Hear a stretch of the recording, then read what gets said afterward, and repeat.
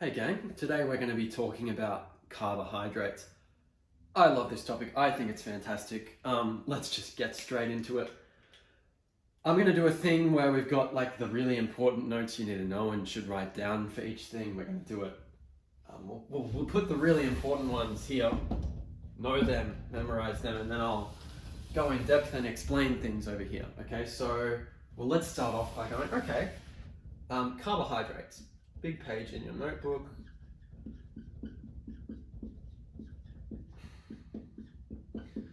Okay, what is a carbohydrate? Well, there's a few. The definition is a little bit complicated, but for QCE Chemistry, we're going to say, oh, well, a carbohydrate is a molecule with an empirical formula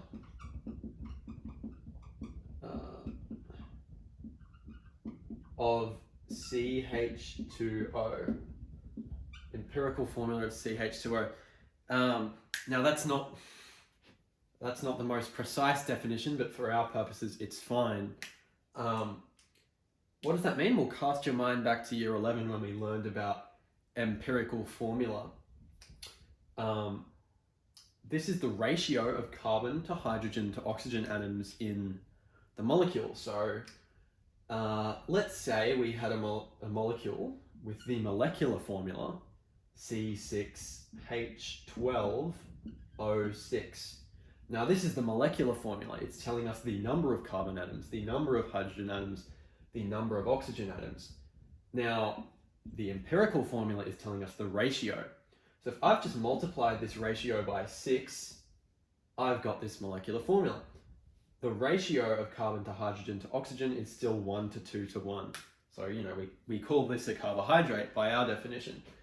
Good to know. Now, just before we can classify carbohydrates into 3 types, I suppose. Then we learn about monosaccharides,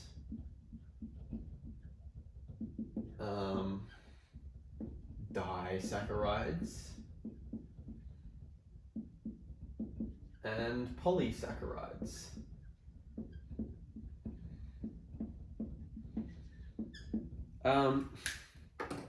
I just want to get you thinking. So it's not what we're talking about today, but in unit 4, topic 2, there's a subtopic on macromolecules and polymers, and I just to call to mind, well, what is a polymer? What is a polymer? Well, it's a big molecule, big molecule, macromolecule, right? Which is just a big long chain, a very big long chain of thousands and thousands of smaller monomers, right? So a polymer is a big molecule made of many monomers joined together in this big long chain. And we can extend that a little bit and go, oh, well, a dimer then is just 2 monomers joined together, right? And these polymers have different levels of structure that explain their properties. So, the primary structure of a polymer, that's easy. We just know it's what are these monomers and what order are they in, what is actually making up the chain, and sort of how does the sequence of monomers in the chain determine the, broader structure.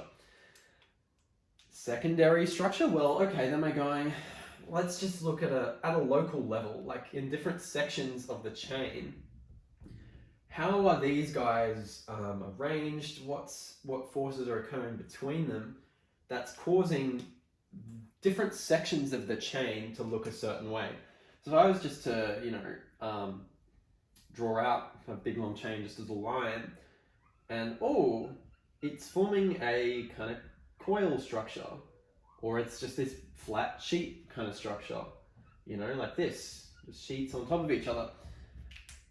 We're talking about these different sections of the chain, how the interactions in these little sections cause them to coil up or, form these little sheets. And then we call that secondary structure, right? So these local sections of the chain, what they look like, But then we can take that a step further and go, oh, well, this little coil here and these sheets, or, you know, different, how does this coil interact with this coil? So in other words, how do these secondary structures interact with each other in the bigger chain? That's tertiary structure. So how are these secondary structures interacting with each other? Maybe there's hydrogen bonding, maybe there's disulfide linkages, you know. And then taking that a step even further, we go, oh, that's great. That's what one big chain looks like all said and done. What if we have more than one chain? You know, how are the chains, different chains, interacting with one another? So maybe there's hydrogen bonding between chains, and other types of bonding, hydrophobic interactions, intermolecular forces, you get it. And how's that going to affect solubility, boiling point, all things like that? So I just want to get you thinking about that. Polymer, monomer, dimer. Primary structure, the sequence. Secondary structure, these like local kind of sheets and coils. Tertiary structure, how those sheets and coils interact with each other in a chain. And then quaternary structure, how the chains interact with one another. This is important because carbohydrates are monomers, dimers, polymers. Monosaccharides are monomers, disaccharides are dimers, polysaccharides are polymers. And the same kind of ideas, well, when we talk about primary, secondary, tertiary, quaternary structure, we're normally talking about proteins. These same kind of ideas apply to carbohydrates, and especially polysaccharides, because they are polymers, right? So just worth thinking about and seeing the connection there. That's probably it for carbohydrates in general. We're going to look in depth first at monosaccharides. So I guess new page in your notebook for monosaccharides.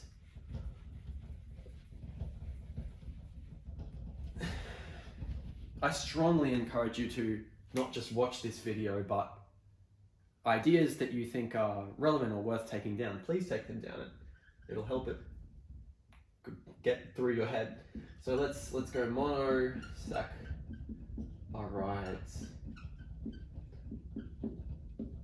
Wow. Okay, so as I was just saying, monosaccharides are carbohydrate monomers. They are the simplest unit of a carbohydrate, the simplest carbohydrates. When we talk about, you know, in nutrition and things about simple carbohydrates, we're talking about monosaccharides. So they are simplest carbohydrates. They are monomers. Or monomers of sugar, you know, sugar, carbohydrate. So these are the monomers that can be bonded together to form dimers and polymers. Now there's two monosaccharides that you get given in your data book, and we're going to look at them in a bit more depth, but we've got glucose and fructose. And yeah, they're two different monosaccharides. There are more of them, but they're the two we're going to be focusing on because they're the two you get given in your data book. So glucose and fructose. Now, before I go any further, bear with me. I'm going to copy out the structure of glucose and the structure of fructose, except I'm going to do it over here, just so we can explain why glucose and fructose look the way they do and do the things they do. So let's draw these out.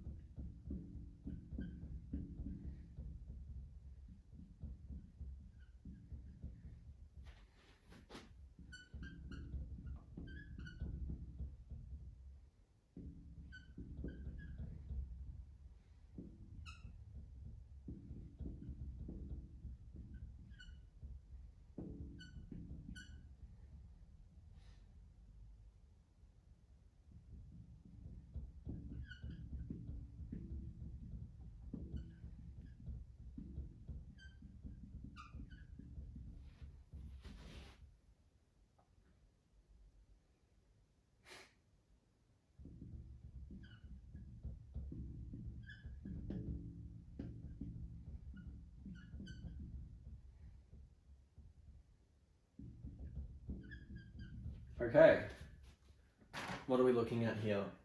This is glucose, as shown in your diabook. This is fructose. Now, let's get a few things straight. What are these molecules? Well, looking at this, I'm going, oh, I'm seeing a carbonyl group on the end of the chain, C double bonded to O, and we know from our organic compound naming that, well, a carbonyl group on the end of the chain, that's an aldehyde, right? And that's not the only thing going on here, of course. We've got some hydroxyl groups happening throughout on every other carbon. And yeah, so we've got this idea, oh, the priority functional group is an aldehyde. If you remember from your, priority of functional groups, carbonyl group is higher priority than hydroxyl group, right? So we don't call this molecule an alcohol, it's an aldehyde. And when we're talking about monosaccharides, we don't actually call it an aldehyde, we call it an aldose, right? Similarly, well, okay, yeah, we've got hydroxyl groups happening, but we have a carbonyl group, right? That's the priority functional group. We'd call that a ketone because now the carbonyl group is in the middle of the chain, yeah? But similarly, aldose, when we're talking about monosaccharides, we're going to call fructose, we're going to say it's a ketose. Glucose is an aldose, fructose is a ketose. So that's important, let's write that down.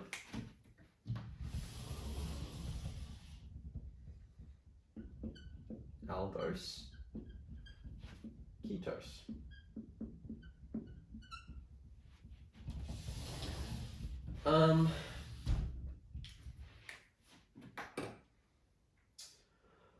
Okay, let's think about what this whole situation means for numbering, because as you will see, how we number these molecules, how we number these atoms, sorry, is actually quite important. Now, as I said, this group is higher priority than all of these. So if we were naming this molecule just according to IUPAC rules, of course we would choose this as carbon 1, because in the aldehyde, the carbonyl group is always on carbon 1. So we're going to number in this direction, 1, 2, 3, 4, 5, 6, right? Oh, nasty 5. Similar idea here. Of course, the carbonyl group is not on carbon 1. It can't be. It's a ketone, not an aldehyde. But it's still the priority functional group. So we're going to number in the direction that gives the priority functional group the lowest number. We're not going to number from this direction because then this is going to be on carbon 5, We want to number from the direction that's going to put this on carbon 2. So 1, 2, 3, 4, 5, 6, yeah? This is important. Where carbon 1 is very important. Okay, that's great. Let's just focus on one of these for a sec. Let's focus on glucose. Fructose does a similar thing, and we'll talk about it maybe afterwards. So look at glucose for a sec. We call this the straight chain form of glucose, or the linear form. How it's drawn here, we've just drawn it as a line, a linear molecule, straight chain, that you'd be very familiar with. And the interesting thing about carbohydrates, right, or monosaccharides in particular, say we took this glucose, this straight chain linear glucose, and we put it in some water. We dissolved it in some kind of solution. There is an equilibrium that exists between the straight chain form of glucose and what we call the cyclic form of glucose, and that is shown in your data book. You've got the straight chain form here, and there's an equilibrium that exists between the straight chain form and the cyclic form of glucose. So I'll just draw that cyclic form for a sec.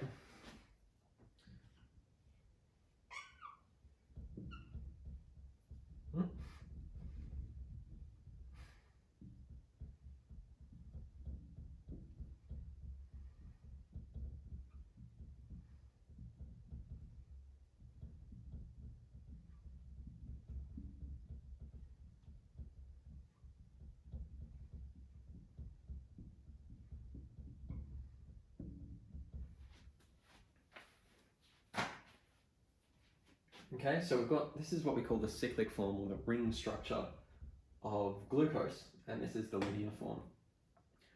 Now, some things to note about the ring form, and indeed the straight chain form. So we're looking at this molecule and we're going, oh, you know, all single bonds, can't we rotate around single bonds, you know?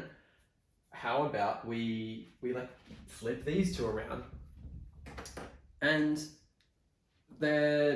you can't do that. You just can't. And this is something I really struggled with.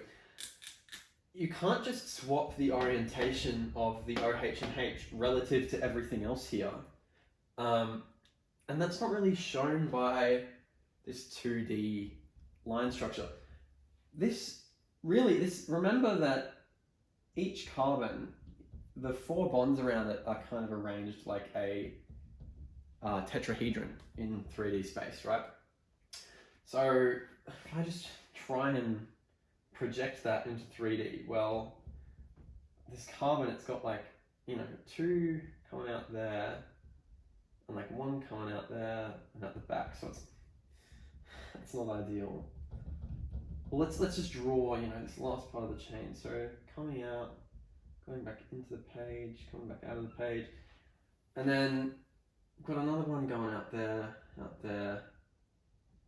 into the page, out there, there. Quite difficult to see unless you know, maybe at school you have one of those 3D molecule model kits. But the point I'm trying to make here is, you look at these carbons, and if you've studied your isomerism, you'll notice each of these carbons is a chiral center. They've got 4 different things bonded on the, you know, on each carbon. H, OH, CH2OH, whatever this giant thing is. 4 different things, 4 different things, 4 different things, 4 different things. Bit different, that's only got 3 things. But you get the idea.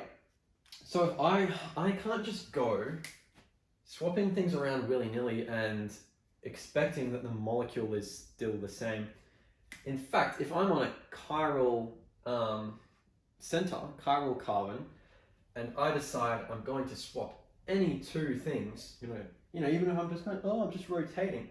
If I'm going to swap any 2 things relative to the position of everything else, then I'm immediately introducing, hang on, this isn't the same molecule anymore. This is an optical isomer of the molecule. You know, we think about optical isomers, or one way we can go, enantiomers. This molecule looking at itself in the mirror would be different. It would be, you know, chemically different because it can't be superimposed upon the original. But if we're swapping any of these at any position, well then we're really not just rotating. We simply cannot just swap. You know, we like to say you can rotate around sigma bonds, single sigma bonds. But if you look at this tetrahedral structure, if I just wanted to rotate this guy, and I'm going to dumb this diagram down even more. It's disgusting and messy. Let's just look at 1 carbon in the chain. So he's got his bonds that's coming out in a tetrahedron, but 1 coming out there, 1 going down there, coming out of the page, going into the page. Now say this is like HOH. If I want to, here's the next carbons, if I want to flip those around, how on earth am I just going to rotate 1 bond, right, without completely destroying the molecule?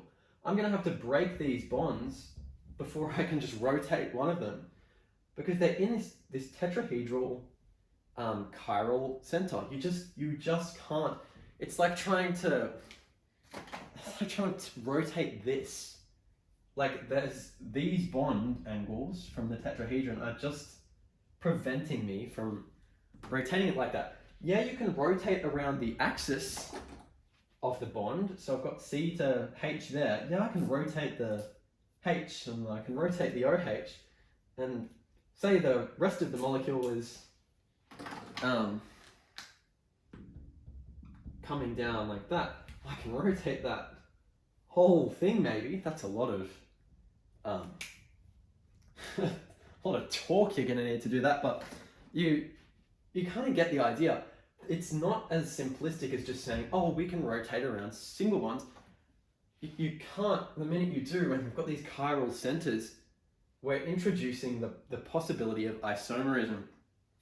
And this is a real theme. Look, I don't know the extent to which you're going to be assessed on this idea. What leads me to explain it is two things. So if you look at your data booklet, this straight chain form of glucose, they call it D-glucose. So D-glucose, linear straight chain form, whatever. And then this is alpha D-glucose. We'll get to the alpha in a second. But this D, it's telling us that we're looking at this image of the molecule, not the mirror image of the molecule. Remember, this molecule was looking at itself in a mirror, and its reflection would be a different molecule, you would not be able to superimpose it upon this one in space. And it's so much easier to see. I so encourage you to get one of those 3D models and like build one of these guys and just see that when you're swapping things around, mirror imaging it, you end up with things that you just can't reverse. You've got molecules that are chemically different. This D here is telling us we're looking at this image of the molecule, not its mirror image. Now that would apply if we were sort of swapping the configuration of every single carbon. So, you know, we're flipping that one, flipping that one, flipping that one. But the same idea applies. We can't just flip individual molecules. We can't just rotate around these sigma bonds in the way you might think. So if I was just to swap these two, I might end up with an entirely different molecule. And indeed, there are many isomers of glucose that we give different names because they're different. And one of those, which comes up later, is galactose. So it looks almost identical, but the rotation of one of those groups, I think it's carbon 4, 1, 2, 3, 4, is different relative to all the other groups. And you can't change that rotation without breaking bonds. So it's a different molecule. And galactose comes up. It's not given in your data book. Galactose not in here. So you probably won't need to draw it unless they gave it to you. But just so you know what galactose is and the relevance of the D. You don't need to be able to tell whether a monosaccharide is in L or D configuration. We're only talking about D glucose and D fructose. And that's because, funnily enough, D glucose and D fructose and the D isomers of monosaccharides are far more prevalent in nature than the mirror images. Funny, hey? But I guess that just speaks to how chemically different they are. Now, I want to talk about the alpha. Sorry, I just rubbed that out. I want to talk about the alpha. Oh. Alpha in alpha D glucose. Well, let's just call it alpha glucose because the D, you know, it's probably irrelevant. So alpha glucose, right? Alpha. This is important. There's a syllabus objective specifically about distinguishing between alpha and beta, forms of glucose. And this again does kind of come back to the idea that it's not perhaps as easy to rotate around these bonds as you might think. Now, when we're forming from this linear structure, when we're forming this ring structure, we talk about this equilibrium. You dissolve this in solution and all of a sudden we have this equilibrium between the cyclic and straight chain forms. When we're forming this ring, well, what's actually happening? It looks like the O that was double bonded, we've now got some single bonds happening. And it's much clearer, and in your data book they draw it this way. So I just want to clarify something. This straight chain form, this is actually quite helpful. So this is the straight chain projection. It doesn't look like this. Remember, all the carbons are kind of tetrahedral. This is the straight chain form, and they've drawn it in a way where the bonds from each carbon are kind of sticking out in 3D space in a way. It's not a ring. It's not closed. There is one end of the chain. There's another end of the chain. And look, they say they're the same thing. This is just a projection of this drawing. And you can see that, you can kind of see the tetrahedral idea that I was talking about. It's perhaps not not so easy to just flip these guys around without completely screwing up the other bond angles that are coming out of these tetrahedral carbon centers. Now, when we're forming the ring structure from the straight chain structure, it's perhaps far more useful to draw the straight chain structure like this so we can see what's happening. So I'm going to draw this structure. Bear with me.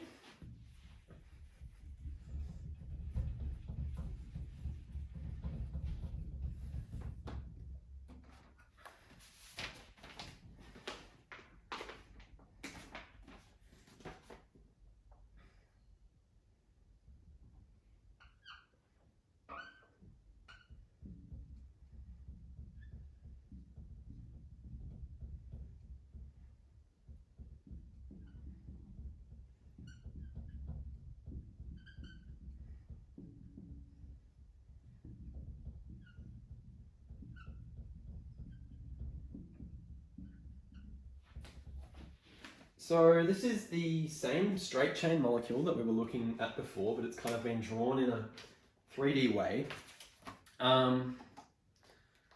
What is happening when we go from this to this? Well, this double bond that was there is not there anymore. So we're breaking this double bond. If you're thinking about reaction pathways, what is that? That's addition. So each element in this bond, the carbon and the oxygen, can bond to one more thing. Now what happens is this oxygen decides it's going to bond there. So that oxygen, we're going to form a new bond there. And this guy stays on there. You can see he's now down here and he's bonded to this hydrogen, right? So new bond between the oxygen and this carbon atom, and the hydrogen that was on there gets bonded to the O, and they become OH down there, right? Now, what's important about that is, okay, maybe we can't rotate so easily around these bonds, but if we're in a dynamic equilibrium between the straight chain form and the cyclic form, what we're going to see happen is, well, okay, sure, when I drew it like this, we broke that bond, new bond there, and the OH ended up down there, yeah? But if this reaction is occurring constantly in solution, like equilibrium, remember, this is becoming this, and this is becoming this again, and then that's becoming that, that's becoming that.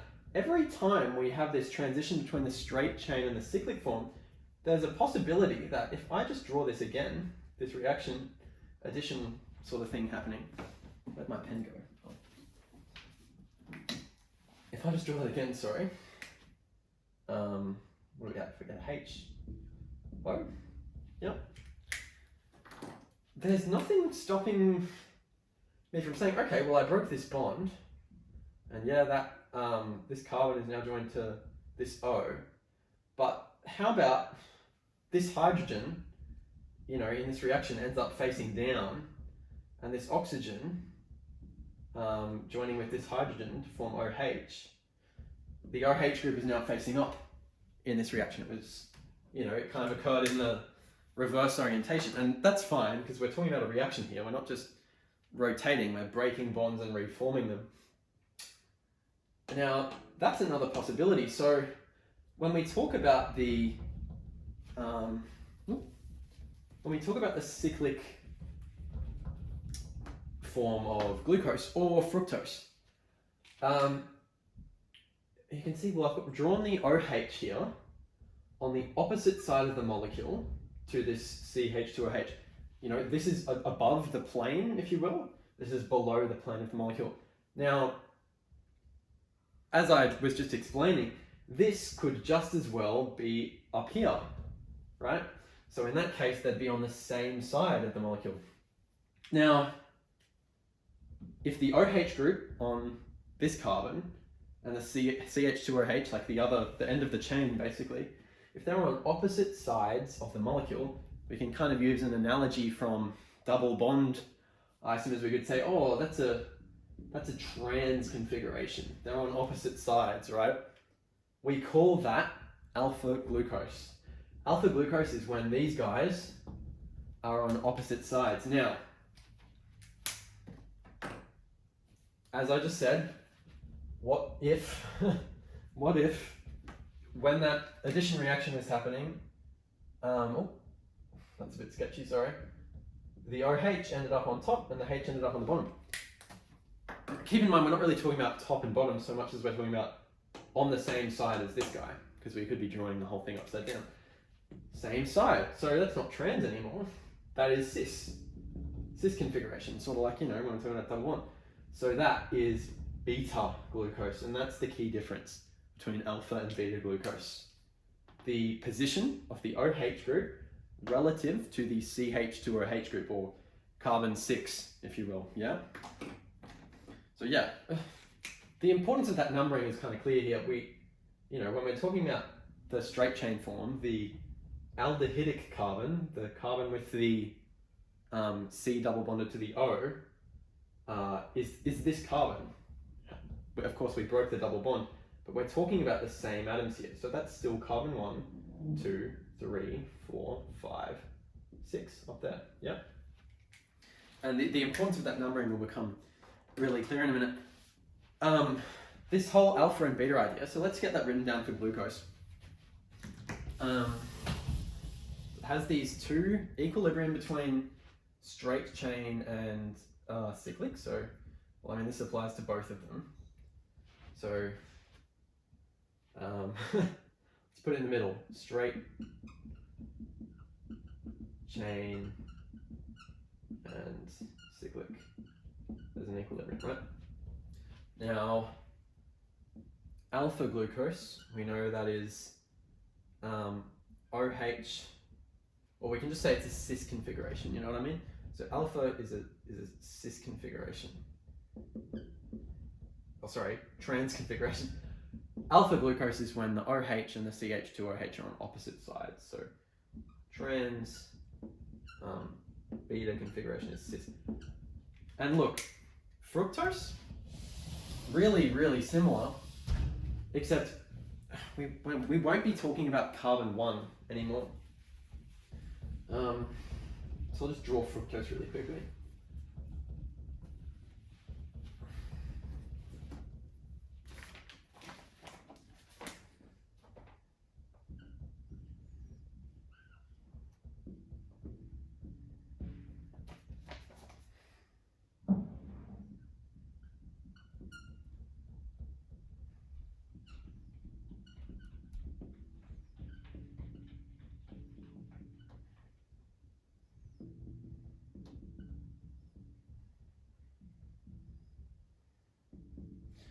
That's fructose. Kind of interesting note that we draw it as a pentagon rather than a hexagon. And that's because, well, there's still what, 1, 2, 3, 4, 5, 6 carbons. But that carbonyl group, was on carbon 2, because it's ketone. The carbonyl group was in the middle of the chain. So it was on this carbon, right? When we broke that double bond, we were forming a new bond, not with carbon 1, but with carbon 2. So the whole alpha beta situation it's going to be relevant to carbon 2, not carbon 1. It's going to be relevant to whichever carbon had that double bond on it, right? Because that's where we're putting the OH group, up or down. So fructose, similar idea. This is alpha fructose, right? Because again, trans configuration. Carbon 6 and the OH on carbon 2, or the carbonyl carbon, they're on opposite sides. So trans alpha. But obviously, if we, when that reaction occurs to form the ring, where that double bond is broken, of course, we could end up with this. Yeah? And in that case, they're on the same side. So it's cis, and that's beta. Yeah? The only difference is it's relevant to carbon 2 here, not carbon 1. Okay, and just to make that doubly clear, fructose, got to be very careful. This one here, this guy, CH2OH, is carbon 1, and then this carbon that everything is joined to, carbon 2, 3, 4, 5, and then 6 up there. Yeah? Just to be really clear. Okay, let's write that down. Well, we kind of already wrote it down. We said alpha is trans and beta is cis, but that really applies to both of them. And of course we know the difference is that's relevant to carbon 2 in fructose, carbon 1 in glucose. So alpha is cis, alpha is trans. Alpha is trans, not cis. Okay, awesome. What else do I have here? Okay. One thing of note. So, of course, there's that equilibrium that I was talking about between the straight chain form and the cyclic form, both fructose and glucose, right? In that sense, if this is constantly forming this, and vice versa, this is being broken down into that, and then forming that, then we're constantly going to get that double bond being broken, and sometimes we're going to get alpha, sometimes we're going to get beta. If we're in a solution and this equilibrium exists, the alpha glucose is constantly being broken, maybe it'll form beta glucose next time. What I'm trying to say is the alpha and beta forms of glucose and fructose are interchangeable via the linear form.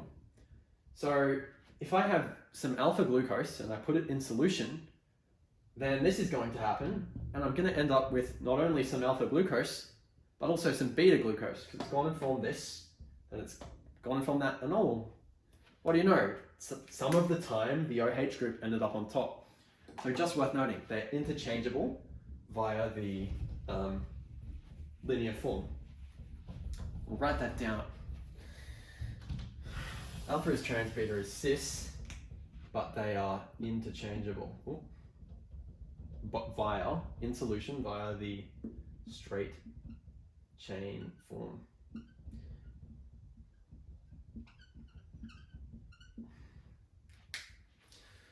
Okay, that's it for monosaccharides. That's it. Organize that however you want, those ideas. We're going to move on to disaccharides.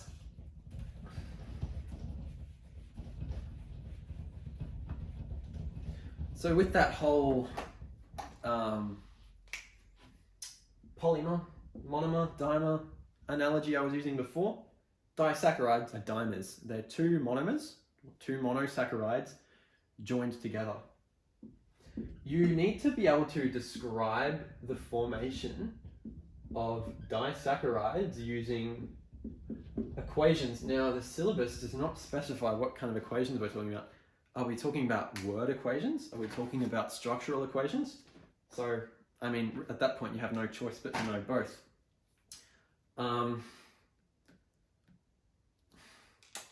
I'll start off, there's 3 disaccharides we need to know about, right? And I'll start off with perhaps the easiest one. That's maltose. So I'll write down the word equations here, and we can talk about the structural equations on the other board. But maltose is formed when alpha glucose, right, the monomer, alpha glucose that we were just talking about, plus another alpha glucose forms, we'll do a double arrow just to make a point. maltose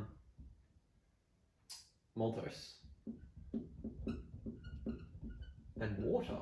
Yep.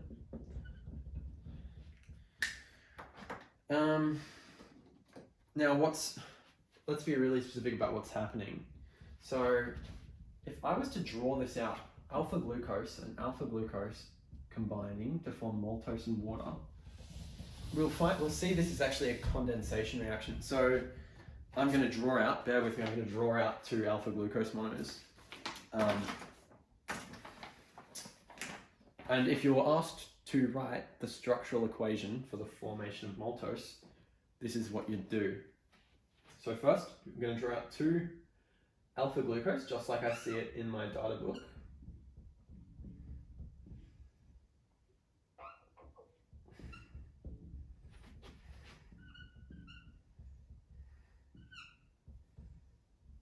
Well, we'll start with the reactants.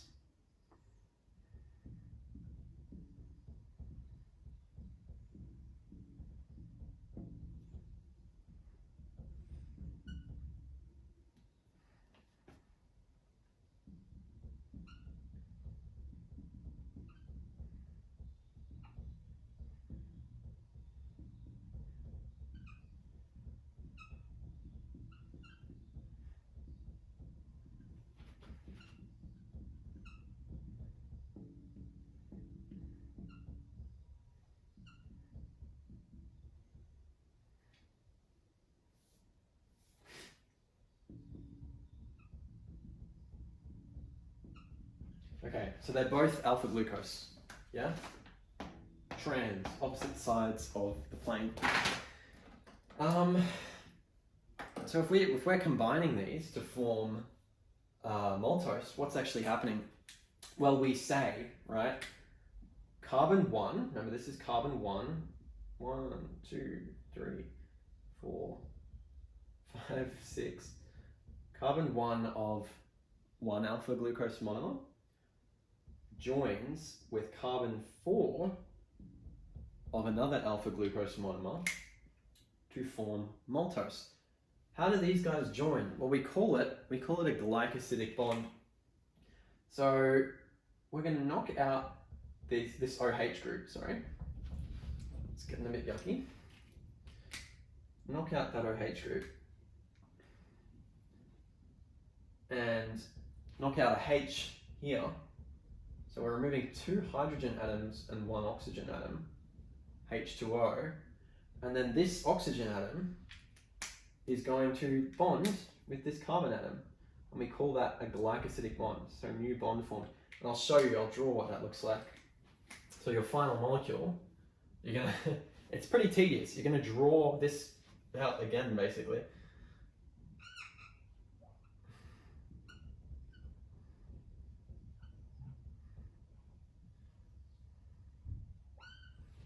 So we've just joined, in other words, we have just joined carbon 1 of 1 alpha glucose to carbon 4 of another alpha glucose, just like that. And we removed, to do that, we removed water. So water is our byproduct. Yeah. So that's not our reactant though. Let's do this properly. That's our reactants and this is our product. So this molecule is maltose.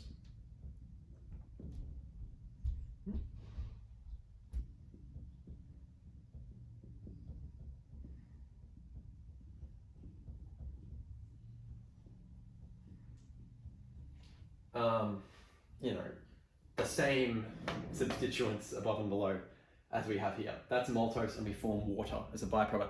So, what is that? That's a condensation reaction. We've formed a bond between two bigger molecules by removing a small molecule, water. Yeah, condensation. The reverse process can also apply. We can add water to break this bond, right? And form the two original monosaccharides. Now, just a point about, well, what is this bond? We call that a glycosidic bond. So this bond that is, formed between carbon 1 of one alpha glucose and carbon 4 of another alpha glucose one, we call that a glycosidic bond between monosaccharides. If they're fructose, it's still a glycosidic bond, right? So glycosidic bond. Now we can get into a bit more detail. If carbon 1, so it's always between carbon 1 and another carbon of another monomer. If carbon 1 is in beta configuration, then it's a beta glycosidic bond. If it's in alpha configuration, like it is here, then it's an alpha glycosidic bond. Even more detail, well, it's a bond between carbon 1 and carbon 4, so it's an alpha 1,4 glycosidic bond. Alpha, carbon 1 is in alpha configuration, 1,4 between carbons 1 and 4, glycosidic bond between two monosaccharides. So that's just one of the disaccharide formations that you need to be able to describe, but thankfully the others are quite similar. So we will just add this whole idea to our notes. So carbon 1, C1 of one alpha glucose molecule bonds with carbon 4, C4 of another alpha glucose molecule to form maltose, which has an alpha 1,4 glycosidic bond. Of course, forwards process condensation, reverse process hydrolysis. Just a note on terminology, we call carbon 1 of monosaccharide the anomeric carbon. So anomeric, yeah, that's a good term to know. Carbon 1, the anomeric carbon. Okay, what's our next disaccharide formation equation? This one is similar, but we're now talking about what? Sucrose. Okay, so carbon 1 of alpha glucose forms a glycosidic bond with carbon 2 of beta fructose to form sucrose and yes, water. This is unfortunate. You need to memorize, like glucose plus glucose gives you maltose, glucose plus fructose gives you sucrose. You do need to memorize this. So carbon 1, anomeric carbon, and carbon 2 to form. Even without drawing the equation, we can say, well, the anomeric carbon, carbon 1, is in alpha configuration. So number 1 is alpha. So this is going to be an alpha glycosidic bond between 1 and 2. It's going to be an alpha 1,2 glycosidic bond. Yeah? Awesome. I hate drawing this one. I got so confused when I was learning to draw this one. I'll show you why. So I'm gonna draw out an alpha glucose molecule. I'm gonna draw out a beta fructose molecule, and we're gonna try and join them together and see what happens. Okay, alpha glucose. Should be doing this in blue. Actually, what the hell? Purple.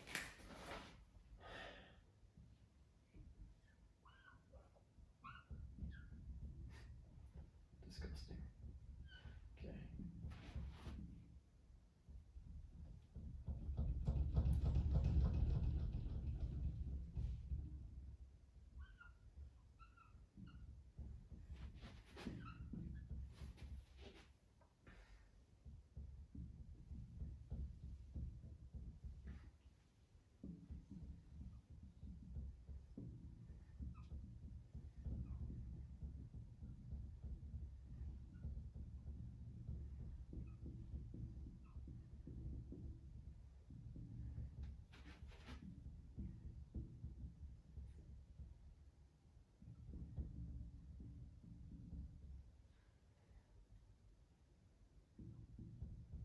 sorry.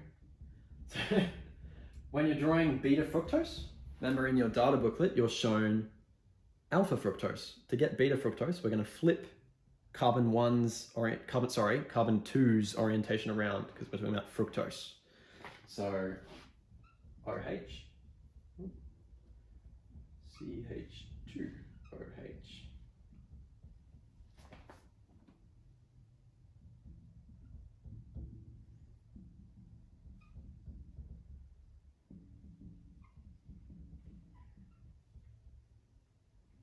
So notice, glucose, opposite sides, trans configuration, alpha.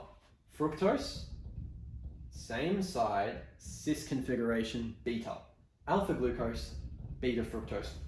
Now, here's where it gets interesting. We're trying to join carbon 1 of alpha glucose to carbon 2, so remember that's carbon 1, that's carbon 2, of beta fructose. So I was just gonna do what I did before, and all right, so, well, this guy's gonna lose his OH, this guy's gonna lose a H, and well, this O is then gonna join to that carbon there. I don't know about that, that's a yucky drawing. What we're actually gonna do is we're gonna flip, so these are our reactants, that's fine, but when we're drawing our product, we're going to flip this guy like a pancake, right? Like a pancake, so that this free bond here, we've just taken out the OH, so we've got a free bond here, can join with this O here. I'm going to flip it like a pancake, and I'll show you what I mean.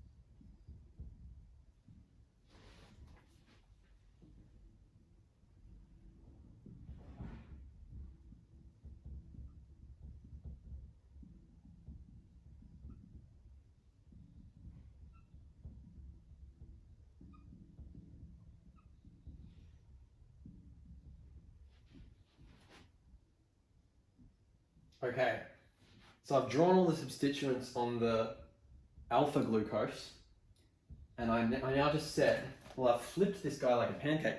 So this bond here that was facing up, I've flipped the whole thing over. Now that bond is facing down, and it's joining with that O. That free bond is facing down. So that means, when I flip this over, this CH2OH is now facing up there.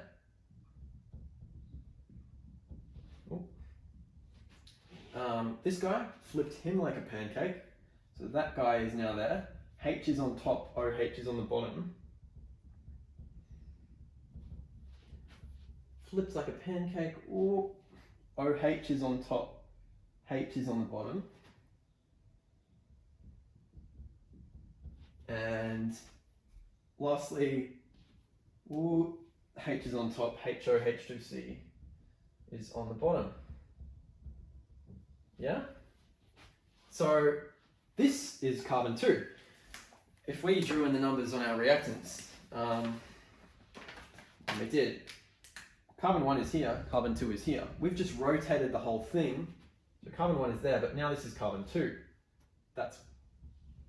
This is carbon 5 over here, whereas carbon 5 was, oh, sorry.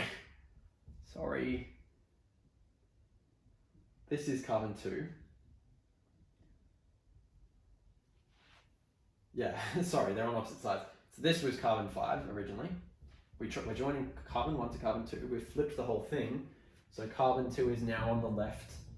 Carbon 5 is on the right. Sorry about that. I hope that makes sense. That one, I don't like this one. This took me forever to figure out. Like I've seen people say, oh, draw the mirror image. Can't just take the mirror image. You've got to flip the guy like a pancake. I don't know what the odds are of that coming up, but if you can wrap your head around that, great job. You've got all your bases covered. Chances are, like, if you're just describe the question is describe the formation of sucrose, you know, by condensation. You would say, oh, well, carbon 1 of an alpha glucose monomer, you know, reacts with, or forms a bond with carbon 2 of a beta fructose monomer to form sucrose. The bond formed is an alpha 1,2 glycosidic bond. Water is formed as a byproduct. It's because it's a condensation reaction. Perhaps describe using equations, then we'd have to draw something like this, yeah? You don't need to memorize these equations. You have these diagrams in your book. You can use them and understand them to draw, you know, without memorizing the drawing necessarily. Okay, the last one. This is great. I like this last one. Because you don't need to be able to draw a structural equation for this one. How could you possibly be asked to draw a structural equation for this one? Because it involves a monomer called galactose. So we're talking about lactose. And lactose is formed when carbon 1 of beta-galactose, that's right, galactose, forms a bond with carbon 4 of alpha glucose. What is formed? Lactose and water. And this is the same, so this is the same lactose that your friend who is a pussy and lactose intolerant is intolerant of. Yeah, right. That's an invented condition. So carbon 1 of this, carbon 4 of this. Because we aren't given galactose in our data book, how on earth are they going to expect us to draw a structural equation for this? The odds are nil. So you just need to know this word equation. Now, what is galactose? Well, like I was saying before, you know how we drew that ring structure of glucose? We said, oh, well, if you rotate things around, it's going to be a different molecule. This is one of those. So if we rotate one of those H's and OH's around, all of a sudden, oh, it's not glucose anymore, it's galactose. Be very careful with drawing those things in the right positions relative to one another. You won't have to draw a diagram, but maybe describing the formation. Okay, carbon 1 of beta-galactose reacts with carbon 4 of alpha glucose to form lactose and water. Condensation reaction, similar thing happening to what was happening here. But the bond formed, remember, if carbon 1, the anomeric carbon is in beta configuration, then we have a beta glycosidic bond, beta-1,4. Beta-1,4 glycosidic bond.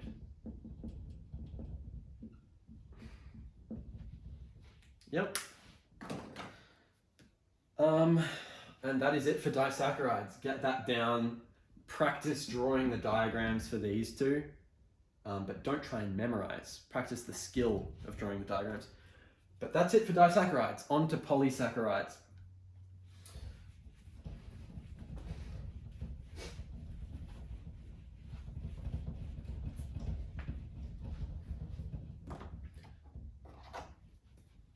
Okay, so going back to what I was saying at the very start, polysaccharides are the polymer carbohydrates. They are the big long chains of thousands of monomers, thousands of monosaccharides, right? A long chain, many monosaccharides. So let's write that down, polysaccharides.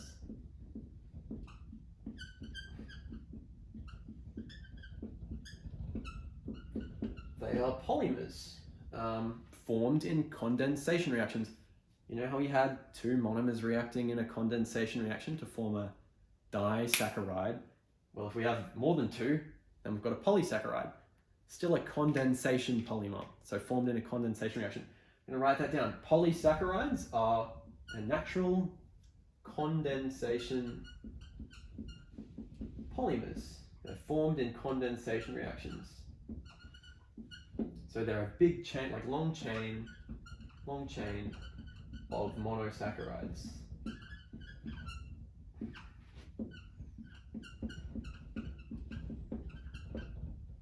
Sorry about the handwriting. So same deal with disaccharides, very similar thing. Got monosaccharides reacting to form glycosidic bonds, except instead of just two, we've got a big long chain now. So there's two types of polysaccharides that we're learning about, and they are starch, and cellulose. Now, even within that, there are two types of starch that we learn about. Amylose, and amylopectin. I'm probably not pronouncing these right. Amylopectin. Amylopectin? Oh. And that has another name, which is glycogen. Now, I've heard a lot of things. What is the difference between amylopectin and glycogen? I've heard amylopectin is used for storage, a storage carbohydrate. We'll talk more about that later. Used for storage in plants. Glycogen is used for storage in animals. They're very similar, except because this one's in animals, we're talking about blood and stuff. This one is more soluble in blood, whatever. But they're the same idea. And hopefully, for whatever reason, both are mentioned in the syllabus. But I would bank on being asked about this one, not this one. They're the same. If you see one, think about the other, vice versa. You definitely don't need to be able to identify the differences, but we will talk about that. So starch, cellulose. There are two types of starch. Amylose, amylopectin, right? There's just one type of cellulose. Go figure. So let's talk about starch. Why not?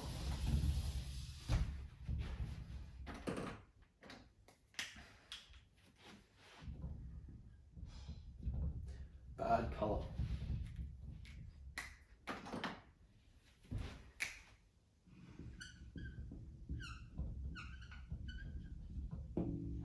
Starch. Okay, starch is formed from alpha glucose monomers. Only alpha glucose. Say we have 1,000 alpha glucose monomers and we chuck them all together and they react in a condensation reaction to form a big long chain of alpha glucose monomers, and that big long chain is starch. So alpha glucose monomers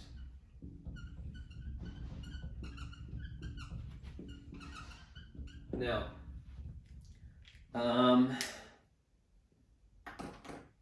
in amylose, there is no branching, okay?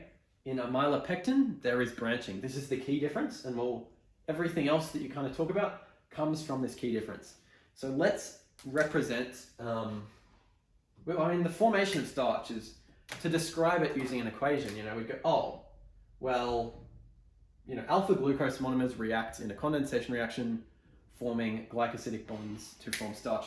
Now, amylose specifically, let's think about that. So you may be familiar with this notation, you should be if you're not.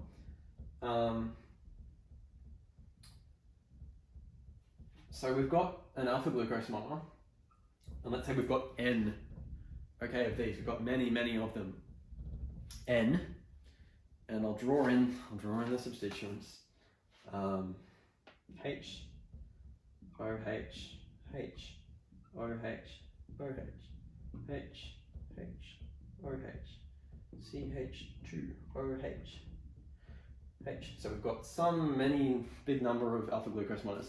Now, they're going to react to form Well, let's talk about amylose, okay?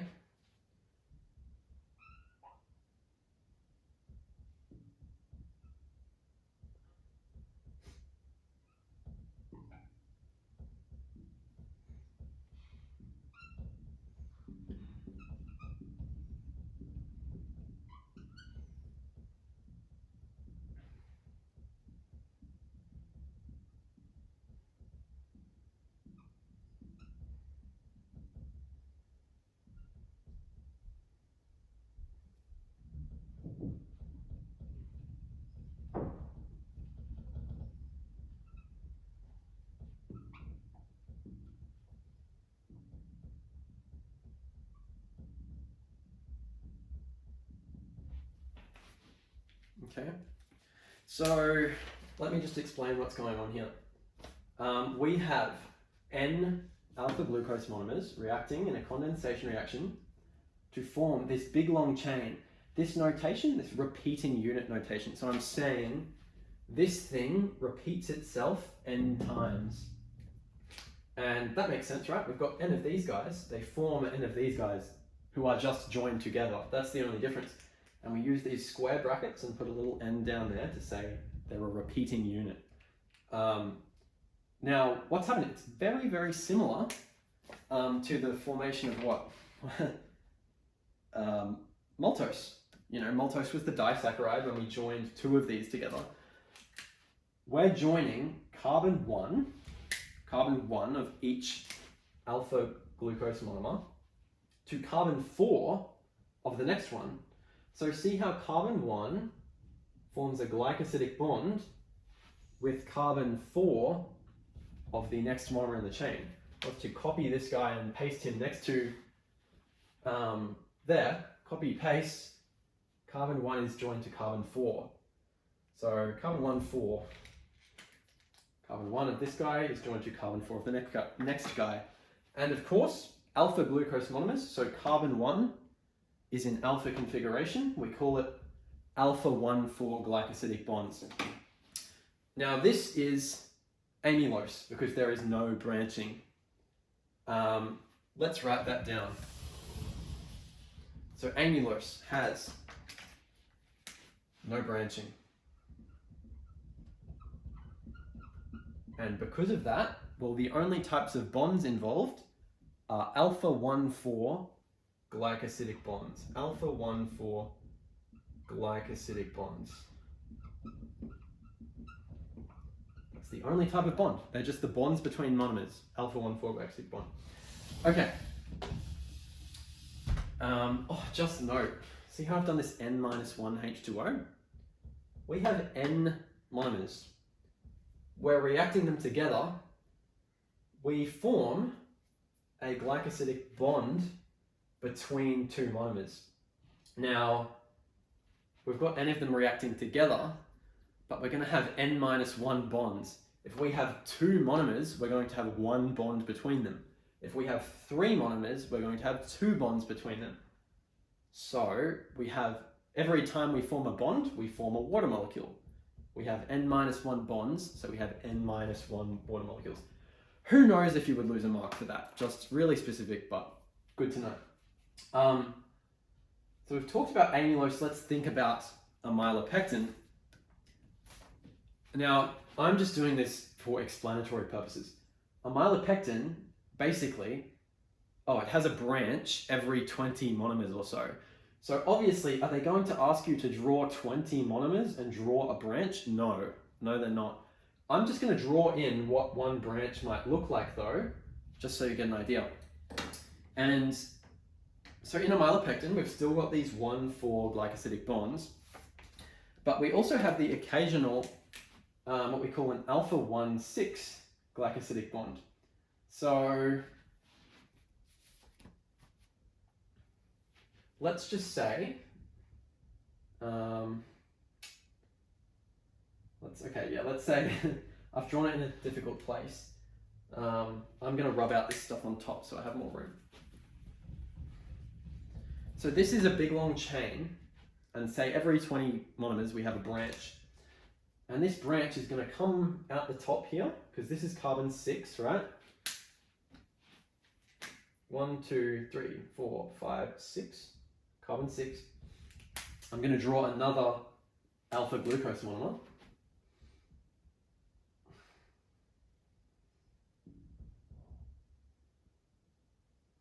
Oh, hang on, I'm drawing in the wrong spot.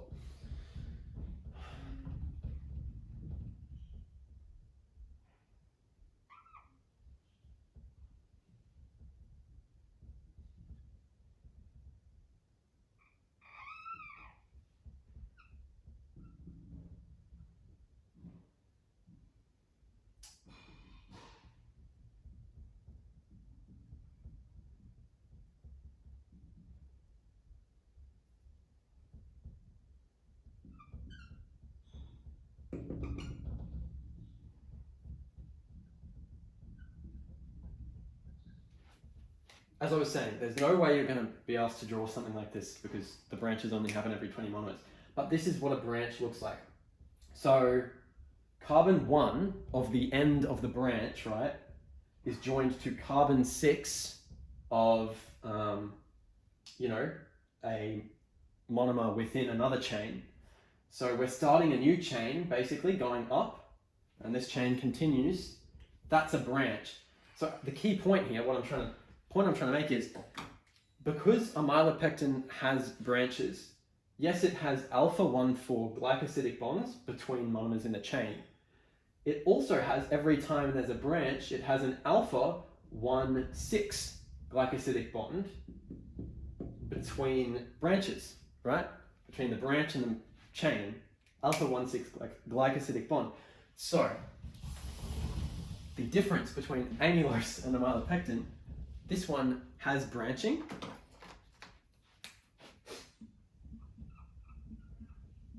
and because of that, not only does it have alpha 1,4 glycosidic bonds,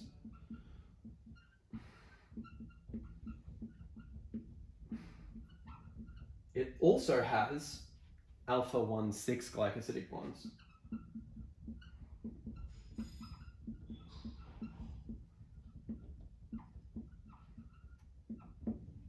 Okay, because of the branches. Now, I just want to talk a bit about the properties of starch. You need to know this stuff. You need to know about the properties of starch, amylose versus amylopectin, and the properties of cellulose. And this is kind of related to that secondary structure that I was talking about. So let's think about amylose. Sorry, just ignore the branch for a second. These alpha 1,4 glycosidic bonds, right? Because of the bond angles involved, and these are the words you'd want to use in your explanation. You know, we've got this monomer here, this bond angle. You know, you get it. So because of the angles involved in these bonds, you can't really visualize it in 2D. But what happens is the chain coils up into a spiral shape because of the angles in alpha 1,4 glycosidic bonds. So we get a helix shape. Alpha glycosidic bonds, we call this an alpha helix. Alpha helix caused by the bond angles in alpha 1,4 glycosidic bonds. So this is an example of secondary structure of carbohydrates. It's the way these monomers are interacting at a local level to form this helix shape in the chain, right? That is unique to starches because of the alpha 1,4 glycosidic bonds. Now, amylopectin, because it's got branches, okay, the bond, we've still, so amylopectin, we've still got the 1,4 bonds, so we're still getting a spiral shape because of those bond angles. We have the occasional 1,6 bond, branches, and because there's all these branches, the ends of the chain are more exposed. What that means is we can more easily start to take apart the big polymer and get the monomers. And what your body does when it's, metabolizing a amylopectin or any carbohydrate really is it's taking the big chain and it's breaking it up into individual monomers. So let's think about that. A amylopectin has branches, so more ends of the chain are exposed. That means your body can digest it faster. It can start to take monomers off the ends of the chains faster. And that's the difference in properties, I suppose, between amylopectin and amylose. It can be more easily hydrolyzed or broken down. We say that, your body uses enzymes to digest these things. Like, I'm sure if you've got amylose, there'd be some enzyme called amylase that would break it down in your body, catalyze the reaction. So because of their spiral shape, these spirals can combine together, sort of, or the way they interact together, they form a very compact shape called a granule. So we're talking about interaction between secondary structures and possibly interactions between chains. So this idea of a granule, this very compact, molecule, that's a tertiary or quaternary structure of a carbohydrate, right? The alpha helixes together are forming very rigid compact structures called, very compact structures called granules. They occupy a little space, right? And we can begin to hydrolyze them, especially amylopectin, to get energy. So we call starches, we call them storage carbohydrates. Let's write that down. Starches are storage carbohydrates. Why? Because they form alpha helix. Alpha helix is the secondary structure, right? Because of the alpha 1,4 glycosidic bonds. And those alpha helixes interact to form granules, very compact structures that we can hydrolyze if we want energy or break down in our body with enzymes. Okay, that's it for starch. Let's move on to cellulose. Cellulose is a bit different. So, we said starch was formed from alpha glucose monomers. Cellulose is formed from beta glucose monomers. And what that means is instead of having alpha glycosidic bonds, we're going to have beta glycosidic bonds. So the bond angles are going to be different, the properties are going to be different.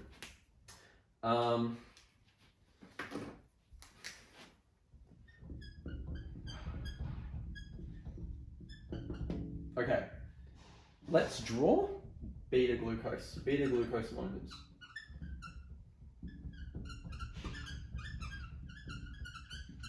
So let's draw a beta glucose monomer, and we're going to do a similar thing, N monomers, large number of beta glucose monomers.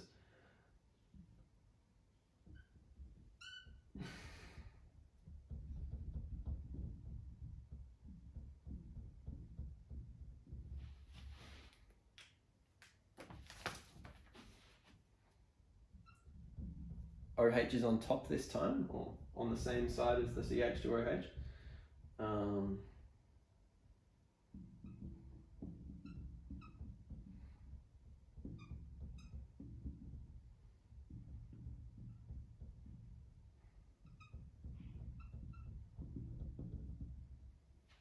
Yep. So what are we forming? We're forming cellulose. We're going to do the similar repeating unit thing.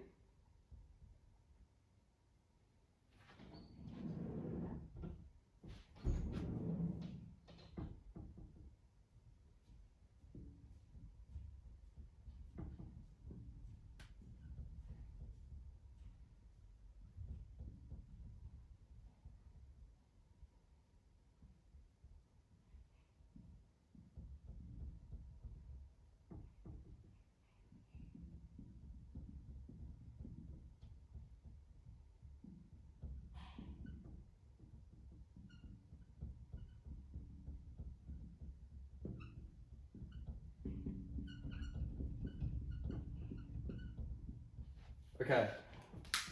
Now this is interesting. It's kind of hard to make this point without drawing out a big long chain, but you can look it up. So look up what a big long cellulose chain looks like. We've got beta glucose monomers. So we're forming beta 1 4 glycosidic bonds. Carbon 1, sorry, where's my green? Carbon 1 of one monomer forms a glycosidic bond with carbon 4 of the next monomer, and so on and so on. So we've got 1 4 glycosidic bonds, yep, and they're beta because carbon 1 is in beta configuration. Now notice that as the bond leaves this one, I've drawn it pointing up, and then it's above the plane. But on this side, it's coming from below the plane. So if you look up a big long chain, we're going to end up with bonds that are alternating between above the plane and below the plane. So sorry, if I just drew in the next one, it would be like that, and the next molecule would be upside down, if that makes sense. We're alternating between above and below the plane. There's many different ways to draw that. Sometimes people even draw, spiky things like this, just to show that the bond angles are different. But the idea is alternating above and below, or they look like that. It's just showing that the bond angles are different to how they would be in an alpha glycosidic bond, right? So beta 1 4 glycosidic bond. What does that mean? Well, instead of getting a spiral shape like we got with alpha 1 4 glycosidic bonds, the way I like to think about it is, above, below, they're almost cancelling each other out. So we get just a kind of linear shape, right? We don't get an alpha helix, we don't have alpha bonds, we get a beta-pleated sheet. Beta-pleated sheet, right? And maybe there's lots of sheets in one chain, okay? So beta-pleated sheet is a secondary structure. It's the way the monomers interact in a local way to form a kind of pattern in the chain.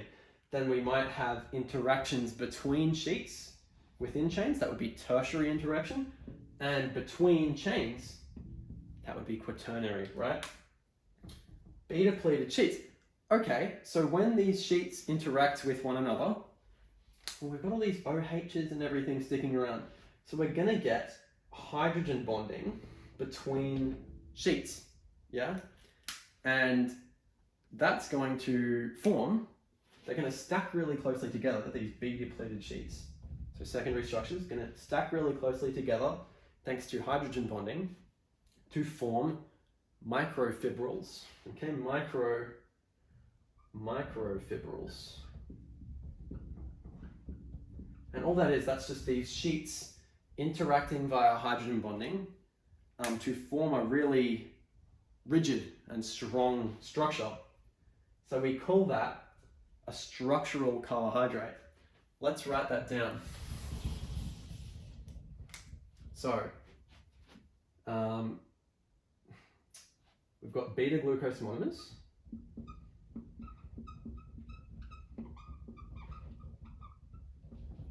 I didn't put it down in starch, but let's write alpha glucose monomers. Yeah, that's for both amylose and glycogen. These guys have got beta glucose monomers. So they've got beta 1 4 glycosidic bonds, like we just drew. No branching, of course, but the tertiary structure, or the secondary structure, is they don't form alpha helix, they don't form granules, they form beta-pleated sheets.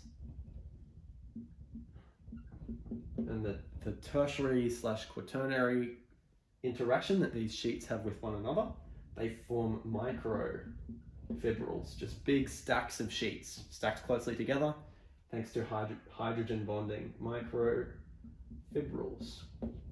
Yeah? So, what does that mean? We call them structural carbohydrates. Why structural carbohydrates? Well, great, we've got these very rigid microfibrils. What are we going to do with them? Oh, let's think about like a plant, the stalk of a plant or something. God, I don't know. We want a rigid structure. We're forming a biological structure because these guys are so strong, right? We're not going to burn them. We're not going to digest them. We're going to use them to build rigid structures.